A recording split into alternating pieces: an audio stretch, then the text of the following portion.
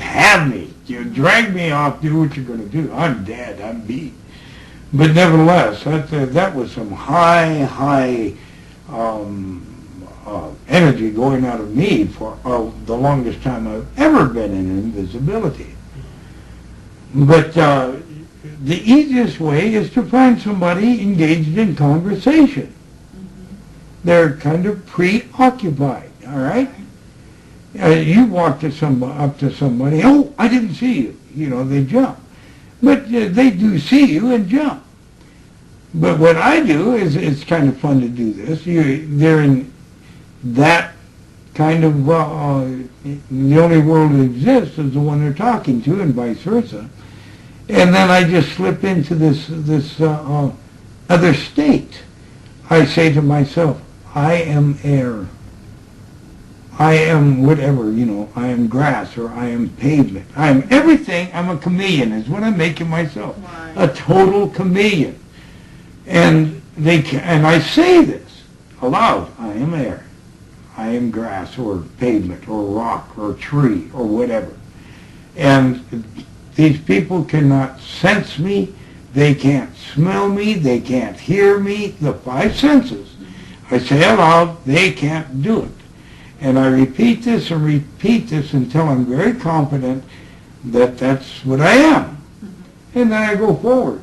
And I get into some of the wildest conversations, especially between women. Boy, and I just stand there, you know, 20, 30, 35 minutes. And frankly, until I get tired of standing there, and besides, they can get pretty raunchy. And it's time to pull out, and all of a sudden, all you got to do is think, now, with the thought that when you say that word, you appear. And Lord Almighty, I tell you, I think there's been some instances where some people have had to go and change panties and underwear. It just scared. I've been there, right there, less than 2.5, 3.5 feet from them. And they're looking around, not just paying attention to each other in that length of time, but looking around and looking right through me. I've had them hit me as they passed by.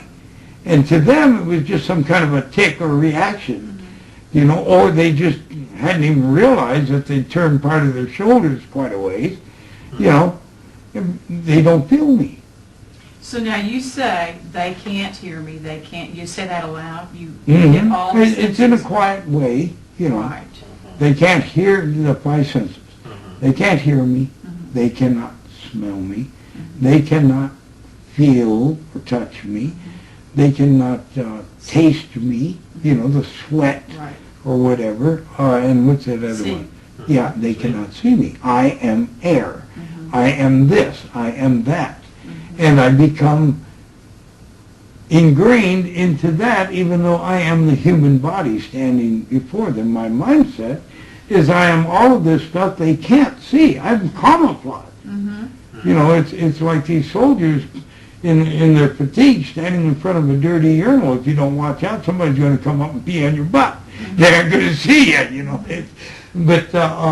Anyway, it is fun. Oh, I love it. Oh, I love it. Now, that's just one way.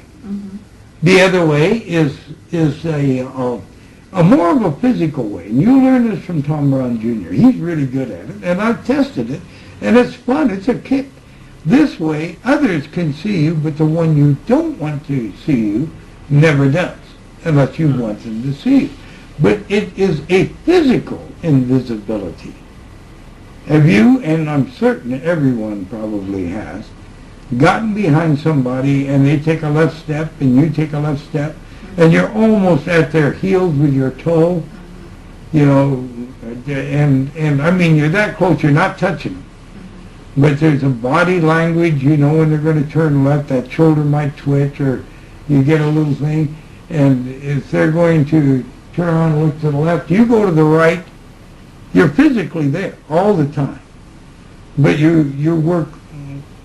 read the body and you work that action to an opposite action. So they're looking, and you can be leaning way over to the right so they, with your shoulder down so they can't see the shoulder. And but my wife, I pulled out on her, and I had a whole bunch of people just cracking up. She was looking for me. And I'm right there, less than 4 or 5 inches from her at the farthest, Shoot, you got to be real careful. If she's going to stop, you don't want to ram her because you're there. Mm-hmm. And she went, bang. But it's body language reading, and just for the fun of it. And then my wife, the poor gal, all these people were just cracking up, and there were a lot of people. It was lunch break at the big factory. And she's looking to the left, she's looking to the right. She would turn around, and you got to be quick. You got to know the body language to turn around with her. She takes 2 steps to the left. You might have to take 4, to be fast enough so she doesn't see you. And she's going back and forth looking for her husband. And finally, enough. These people are dying of laughter. They aren't eating. They're just cracking up. And then finally, I stopped and let her turn around. Where were you? I've been looking all over for you. That's fun. And it's a good way to practice any invisibility.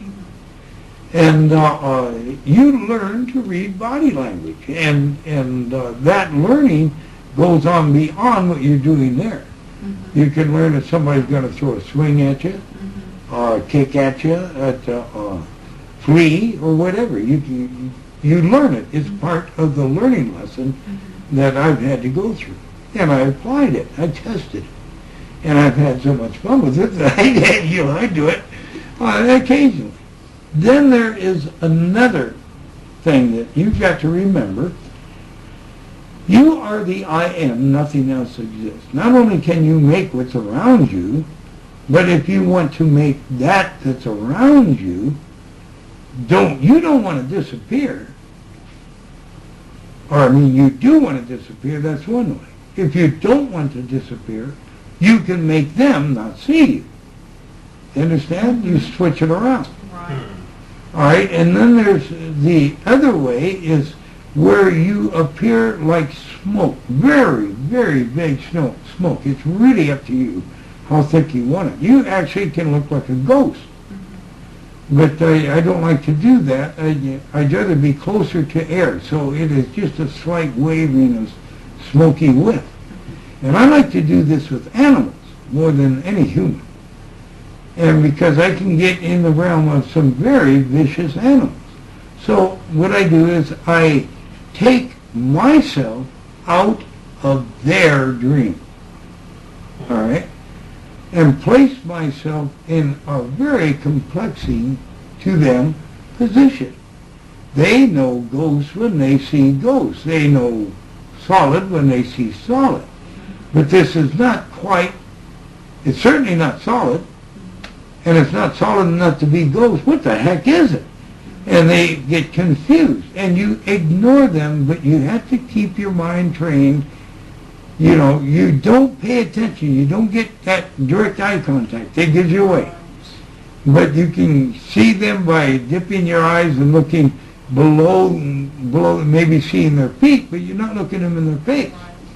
And so you're always aware where the animal is. And this confuses the animal no end. It doesn't know what to attack. So its curiosity becomes very, very aroused. And it's coming over to check out what the heck is this? And then when it's checking you and sniffing you or whatever, then just slowly, very slowly, like smoke, put your hand out and gently wiggle your fingers very, very gently, letting that part become a little stronger in the smoke. They come over and they smell it. And then as they're doing that, let them get used to the smell because you're giving that part off now, too.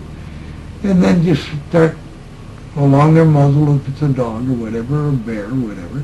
And then slowly, slowly, slowly make them feel good. It feels good to be touched by the smoke, and you're petting their nozzle, and you're not pressing it. But, you're just letting them be aware that this little heavier air is making them feel good. And then do this for a while, and gee, this feels good. you know, but everything you do has to be very slow, very deliberate.